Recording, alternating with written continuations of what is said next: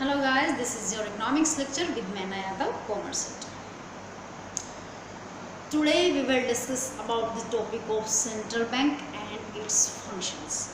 On our last video we have to discuss about the topic of money creations by central bank. Money creations by commercials. ठीक है, ये banking chapter हमने start किया है, उसकी एक ही वीडियो गई है अब तक कि मनी क्रिएशन कमर्शियल्स बैंक कैसे करते हैं.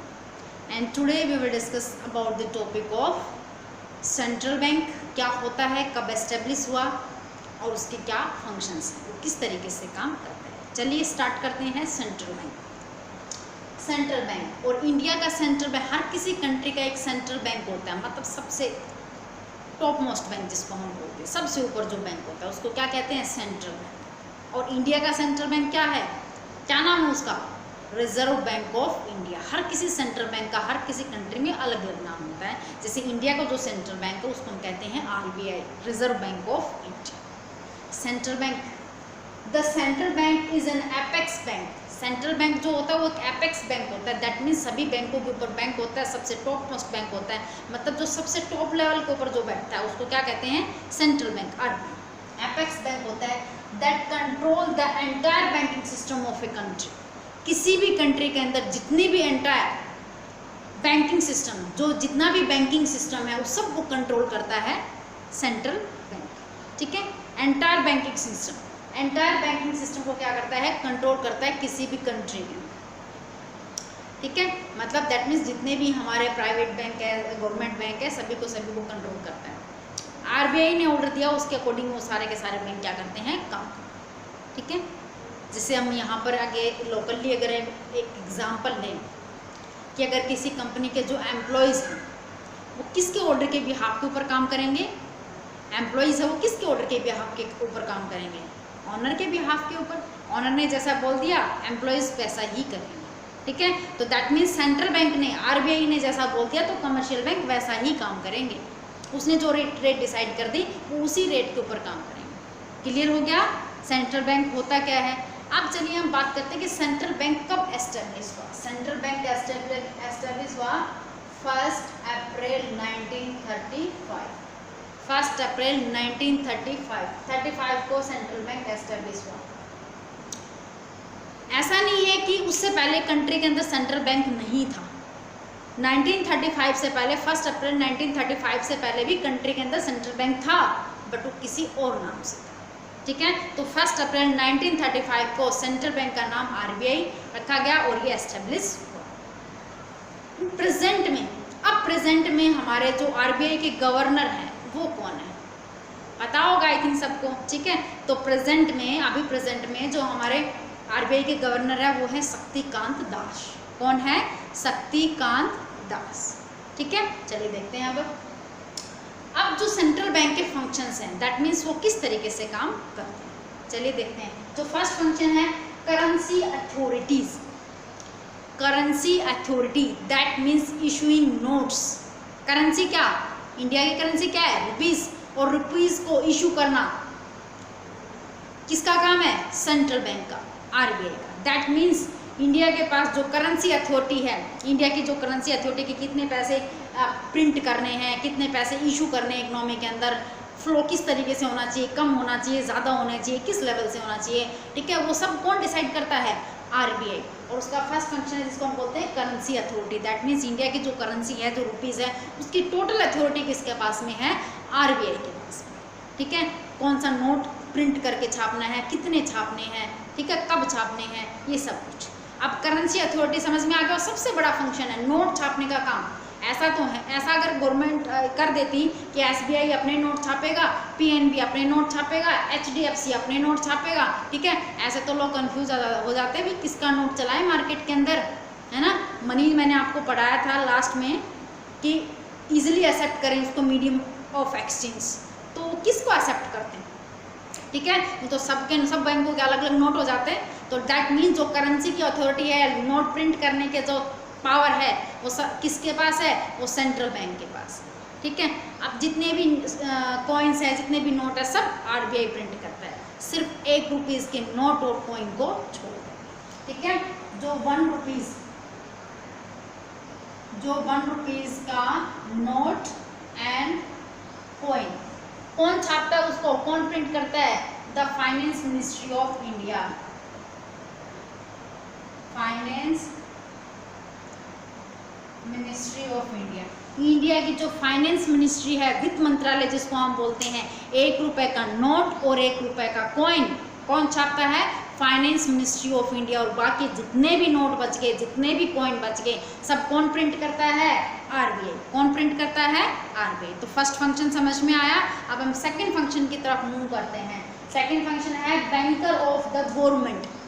गवर्नमेंट का बैंक होता है, हम हैं आम पब्लिक, अगर हमारे पास कुछ पैसा होगा, सरप्लस पैसा है अपने एक्सपेंडिचर्स हटा करके, तो हम कहाँ क्या करेंगे उस पैसे का? कमर्शियल बैंक में डिपॉजिट करा देंगे। दैट मीन्स जिस बैंक में हमें हमारा अकाउंट है उस बैंक में हम डिपॉजिट करा देंगे, इतना ही करेंगे ना। तो दैट्स वाई अगर हमें पैसे की ज़रूरत होगी तो हम कहाँ से पैसा लेंगे? बैंक के पास ही जाके पैसा लेंगे, लोन लेंगे, ठीक है। That means banker of the government का मतलब होता है कि अगर गवर्नमेंट को ज़रूरत होगी पैसे की तो कहाँ से उठाएगी? आरबीआई के पास से। अगर गवर्नमेंट का कुछ सरप्लस पैसा है तो कहाँ डिपॉजिट कराएगी? आरबीआई के पास। समझ में आ रहा है बात? जैसे आम पब्लिक के बैंक कमर्शियल्स बैंक होते हैं, वैसे ही हमारी गवर्नमेंट के जो बैंक होता है वो आरबीआई। आ गया समझ में? ठीक है। गवर्नमेंट का बैंक कौन होता है? आरबीआई होता है, ठीक है। Next, banker bank and supervision. Banker bank मतलब सभी बैंकों के ऊपर एक एपेक्स बैंक, दैट मीन्स सभी बैंकों के ऊपर बैंक कहते हैं ना। मैंने बताया था आपको, कंपनी के एग्जांपल लिया था कि एम्प्लॉयज किसके ऑर्डर के बिहाफ के ऊपर काम करेंगे? बॉस के बेस, ओनर के बिहाफ के ऊपर, ठीक है। तो सेम एज इट इज जो आरबीआई होता है वो सभी बैंकों का बैंक होता है, मतलब सभी बैंकों के खाते भी आरबीआई में होते हैं, ठीक है। हमारे खाते कमर्शियल बैंकों में होते हैं और कमर्शियल बैंकों के खाते कहाँ होते हैं? आरबीआई के अंदर, ठीक है। कमर्शियल बैंकों के पास भी सरप्लस पैसा होता है तो वो वहाँ डिपॉजिट कराती है। कमर्शियल बैंकों को भी लोन की ज़रूरत हो सकती है तो आरबीआई से ही ले सकती है, ठीक है। दैट मीन्स आरबीआई जो होता है वो सभी बैंकों का बैंक होता है और उनके सुपरविजन का भी काम करता है। सुपरविजन मतलब सुपरविजन ऊपर से निगरानी करना, ठीक है। दैट मीन्स बैंकों की निगरानी भी रखता है कि कौन सा बैंक क्या काम कर रहा है, किस तरीके से करता है। जब हम कोई भी एम्प्लॉय अगर ऑफिस में जाकर काम कर रहा होता है तो बॉस उसके ऊपर निगरानी रखता है, नहीं रखता? ओनर निगरानी रखता है, बिल्कुल सुपरविजन करता है कि काम प्रॉपरली कर रहा है या नहीं कर रहा है।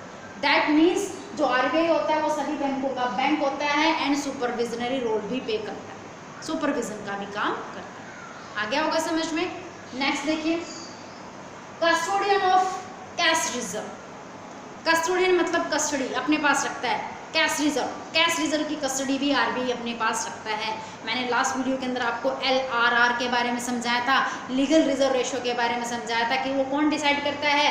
वो आरबीआई ही डिसाइड करता है। जैसे सपोज कीजिएगा कि कस्टोडियन ऑफ कैश रिजर्व के अंदर अगर कमर्शियल बैंकों के पास 1000 रुपीज़ की डिपॉजिट आई, जो 20% हमने रखा था, क्या रखा था? LRR, legal reserve ratio. 1000 का 20% लगाएंगे तो कितना आता है? 200। 200 तो कहाँ चला गया? एलआरआर के अंदर चला गया। ये 20% था और ये कौन डिसाइड करता है? आरबीआई डिसाइड करता है, ठीक है। बाकी बचा जो 800 रुपये थे वो कहाँ चले गए? लोन के अंदर चले गए, ठीक है। अब जो 200 रुपये जो मेन मैटर करता है हमारे पास कि 200 रुपये बैंक ने एलआरआर के लिए रखे हैं, लीगल रिजर्व रेशो के लिए रखे हैं, तो उसमें से भी, उस 200 में से भी 100 रुपये वो कहाँ डिपॉजिट करा दे? एज ए सेफ, आरबीआई के पास में। कहाँ डिपॉजिट करा दे? आरबीआई के पास में। जो आरबीआई ने डिसाइड किया था कि कमर्शियल बैंक अपनी टोटल डिपॉजिट का 20%, नॉट फिक्स, ये फिक्स नहीं है, हमने सिर्फ अज्यूम किया है, ठीक है। 10% भी हो सकता है, 15 भी हो सकता है, 20% भी हो सकता है। आरबीआई की मर्जी, जितना डिसाइड करे, ठीक है। जितना वो डिसाइड करेगा उतने ही रेट से कमर्शियल बैंक अपनी टोटल डिपॉजिट्स का उतना ही परसेंट एलआरआर में रखेगा। अब उस एलआरआर में सपोज करो उसने 200 रुपीज़ रख दिए, 200 में से भी उसके वो 2 पार्ट कर देता है। 200 के भी क्या कर देता है? 2 पार्ट कर देता है, 100 रुपीज़ और 100 रुपीज़ के अंदर 100 रुपीज़ रख देता है cash reserve ratio, cash reserve ratio, और 100 रुपीज़ रख देता है स्टैट्यूटरी लिक्विडिटी रेशो, ठीक है। अगली वीडियो के अंदर इनके बारे में हम डिटेल से समझाएंगे आपको। अभी आपके लिए इतना है कि जो कैश रिजर्व रेशो की जो कस्टोडियन है, वो भी कस्टडी अपने पास ही रखता है reserve bank. That means LRR जो रेशो है, कैश रिजर्व जो रेशो है, वो खुद डिसाइड करता है RBI, किसी अदर कमर्शियल बैंक को डिसाइड करने नहीं देता। मैंने तो बात की थी 200 रुपीज़ की जो LRR के अंदर गए थे, वो भी दो कैटेगरी में डिवाइड हो जाएंगे आगे जा करके। 100 रुपये तो कैश रिजर्व रेशो में चले गए, मतलब बैंकों ने अपने पास रखना है as a safe, as a reserve के रूप में, ठीक है, कैश रिजर्व रेशो के रूप में, ठीक है। दैट मीन्स बैंकों ने कुछ पैसा हो सकता है कि कैश रिजर्व रेशो के रूप में कहाँ डिपॉजिट कराना है, RBI के पास। कहाँ डिपॉजिट कराना है, RBI के पास। और 100 रुपये वो अपने पास रख ले एज ए लिक्विड के रूप में, ठीक है। इनके बारे में डिटेल से अच्छे से समझाएंगे, लेकिन फिलहाल टाइम आपको यही जानना है कि जो कैश रिजर्व रेशो LRR की जो कस्टडी है वो सेंट्रल बैंक अपने पास ही रखता है। क्लियर हो गया? नेक्स्ट देखिए, lender of the last resort. Lender of the last resort का मतलब है अगर कमर्शियल बैंकों को, अगर गवर्नमेंट को, थोड़ी देर पहले मैंने आपको बताया था कि कमर्शियल बैंकों का खाता भी किसके अंदर होता है, RBI के अंदर, और गवर्नमेंट का खाता, गवर्नमेंट का अकाउंट भी कहाँ होता है, RBI के अंदर। अगर इनके पास सरप्लस है, गवर्नमेंट के पास और कमर्शियल बैंकों के पास सरप्लस पैसा है, तो कहाँ डिपॉजिट कराएंगे, RBI के पास। अगर इनको पैसे की ज़रूरत है तो कहाँ से लेंगे, RBI के पास, ठीक है। तो that means lender of the last resource, अगर कमर्शियल बैंकों को और अगर गवर्नमेंट को कहीं से भी लोन नहीं मिलता है तो एट लास्ट में कहाँ जाएंगे वो, एट लास्ट में वो RBI के पास जाएंगे और RBI उनको लोन देगा। इसी को क्या कहेंगे, lender of the last resort, ठीक है, आखिरी सहारा जिसको बोलते हैं। नेक्स्ट देखिए, नेक्स्ट है 6, custodian of foreign exchange reserve. Custodian मतलब कस्टडी अपने पास रखना, foreign exchange reserve, foreign exchange मतलब फॉरेन करेंसी, इंडिया की करेंसी छोड़ करके बाकी अनदर कंट्री की जितनी भी करेंसीज हैं वो हमारे लिए क्या होंगी, फॉरेन एक्सचेंज। क्या होंगी, फॉरेन एक्सचेंज, ठीक है। तो RBI के पास फॉरेन एक्सचेंज पड़े रहते हैं, सभी कंट्रियों के फॉरेन एक्सचेंज पड़े रहते हैं, ठीक है। अगर किसी को चेंज कराना है, सामान इधर से उधर करना है, उस कंट्री की करेंसी में पे करना है, तो वो सब कुछ किसके ऑर्डर के बिहाफ के ऊपर होगा, RBI के ऑर्डर के बिहाफ के ऊपर। दैट मीन्स RBI के पास सभी कंट्री की करेंसी पड़ी रहती है, वो जब चाहे उनको यूज़ कर सकते हैं, ठीक है। लास्ट में आता है एक 7 नंबर जो फंक्शंस हैं हमारे सेंट्रल बैंक का, RBI का, वो है controller of money supply and credit.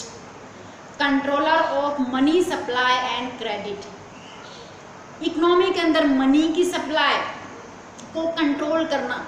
That means ज़्यादा सप्लाई करनी है या फिर कम सप्लाई करनी है, वो भी कौन डिसाइड करता है, RBI ही डिसाइड करता है, हमारा reserve bank of India he decide करता है। ये जो फंक्शन है हमारा ये बहुत बड़ा है, ठीक है, ये जो फंक्शन है हमारा बहुत बड़ा है, इस वीडियो के अंदर रिकवर नहीं होगा। तो इस फंक्शन को पढ़ने के लिए हम नेक्स्ट वीडियो तक आपको वेट करना है। चलिए इस फंक्शन को हम नेक्स्ट वीडियो के अंदर क्या रीड आउट करते हैं, अच्छे से समझते हैं। क्या है, controller of money supply and credit, ठीक है, मनी सप्लाई को क्या करना, कंट्रोल करना। ये जो लास्ट फंक्शन है बहुत बड़ा है, नेक्स्ट वीडियो के अंदर इसको अच्छे से हम डिस्कस करेंगे। तो ये थी आज की वीडियो। आज क्या सीखा आप लोगों ने कि सेंट्रल बैंक क्या होता है, कब एस्टेब्लिश हुआ, उसके गवर्नर का क्या नाम है, फंक्शंस क्या है सेंट्रल बैंक ऑफ इंडिया के, दैट मीन्स RBI के, ठीक है। तो वीडियो समझ में आ गई होगी, तब तक के लिए